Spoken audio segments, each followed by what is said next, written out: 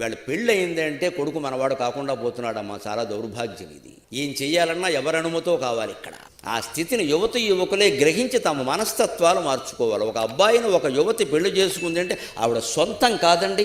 ఆ తల్లి కనకపోతే, ఆ తండ్రి పెంచకపోతే ఈవిడికి మొగుడు ఎలా అయ్యాడు? వాడు నా మొగుడు, నా సొంతం, ఇంకెవరితోనూ ఉండడానికి వీలు లేదు, ఎవరి మాట వినడానికి వీలు లేదు, అసలు వాళ్ళ ఇంటికి ఫోన్ చేయడానికి వీలు లేదు, రకరకాల శాసనాలు వస్తున్నాయి ఇక్కడ.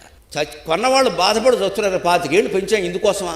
ఇదివరకు అమ్మాయి విషయంలో అనుకునేవారు, అమ్మాయిని ఏదో ఇచ్చేసామమ్మా, మా ఆడపిల్ల అంటే ఆ ఆడపిల్ల ఈడపిల్ల కాదుగా.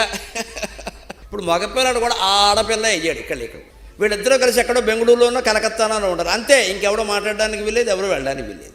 ఒకవేళ అమ్మా నాన్న వస్తామంటే ముందు వాళ్ళమ్మ వాళ్ళ నాన్న వాళ్ళు వచ్చాక వీళ్ళు వెళ్ళాలి. నమశివాయ అటువంటివి కూడా ఉన్నాయి. ముందు విఘ్నేశ్వర పూజ వాళ్ళది, పుణ్యాహవచనం వీళ్ళదేను. ప్రపంచమంతా నిన్ను సముద్రంలోకి తోసే ప్రయత్నం చేసిన నీ కన్నీళ్లు తుడిచి కాపాడగలిగింది తల్లి మాత్రమే, తండ్రి మాత్రమే.